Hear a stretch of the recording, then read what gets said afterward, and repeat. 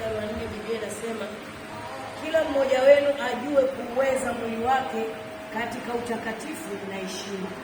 Amen. Asante. Yesu asifiwe. Kila mmoja ajue kuweza. Kwa wale ambao wanatarajia kufuatilia stakasi zangu, hususan nikiposti neno la Mungu, kuna wakati huwa naweka bold au tunaweza kukolezea. Haleluya. Au niweke mabano, yani sehemu nikikuti na stress naweka mabano. Narudia hapo mtumishi Bwana, alafu kuna mtu anaweza naye apata point bana. Nitasoma katika jina la Yesu. Amen. Wathesalonike wa kwanza sura ya 4 mstari wa 4 Biblia inasema kila mmoja wenu ajue kuuweza mwili wake katika utakatifu na heshima. Amen. Kila mmoja wenu ajue kuuweza. Haleluya. Kuuweza. Kuna kama Biblia ya Kiingereza kama yupo hapo. Amen. Kama yupo basi pia sawa. Lakini pointi yangu nataka niweke hapo kuuweza mwili wake. Haleluya. Kuuweza mwili wake. Kila mmoja wenu inampasa kuuweza mwili wake. Kwa hiyo imenipasa kuuweza mwili wangu. Imekupasa kuuweza mwili wako. Sasa kwa nini tuuweze mwili wetu? Sitaki kuamini kama Biblia imeandika bahati mbaya mimi niuweze mwili wangu. Sitaki kuamini kama Biblia imeandika bahati mbaya uweze mwili wako.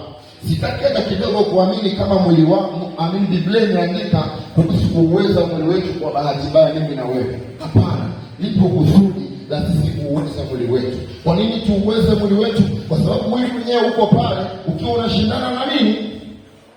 Ukiwa unashindana na nini watumishi wa Bwana? Na roho. Kwa hiyo kama unashindana na roho, na Biblia inasema enendeni kwa roho ili kama msitimize nini? Ili msitimize nini? Haleluya. Kwa hiyo tamaa za mwili, alafu kule inatuambia tuuweze mwili wetu.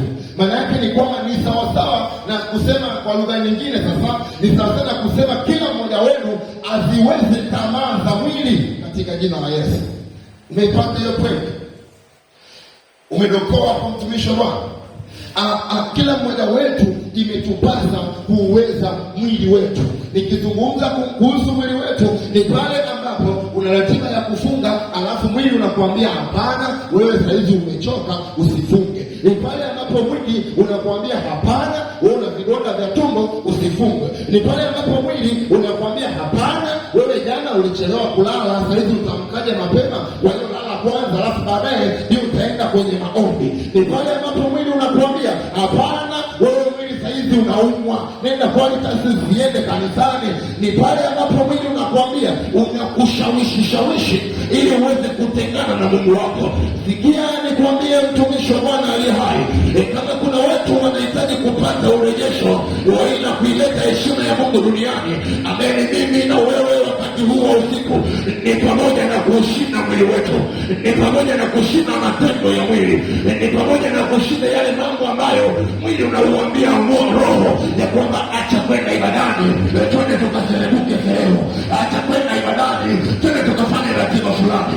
Lakini majibu ambayo yanajidhatiti kupata urejesho yanaweza pia kamwambia Baba, katika jina la Yesu niko tayari kupata urejesho, niko tayari kuwa miongoni mwao, niko tayari kupata uwezo, niko tayari kuamka tena, niko tayari kusimama tena, niko tayari, niko tayari, niko tayari, niko tayari, niko tayari, niko tayari katika jina la Yesu. Mtumishi wa Bwana aliye hai, wao waliopata urejesho hawana kisingizio ibadani, hawana kisingizio kwenye kazi ya Mungu katika jina la Yesu.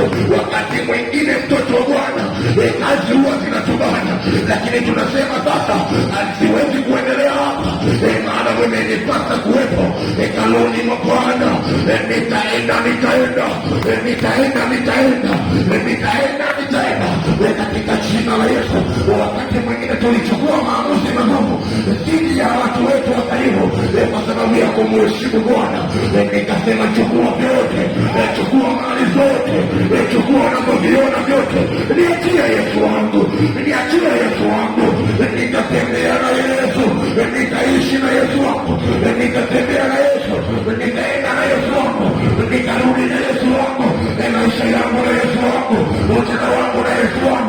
wakati wote na Yesu wangu, mtoto wa Bwana aliye hai. Kama unatamani kupata urejesho, ni pamoja na kuwa na kipengele cha utakatifu katika jina la Yesu. Heri walio watakatifu, heri walio watakatifu, heri walio watakatifu katika jina la Yesu.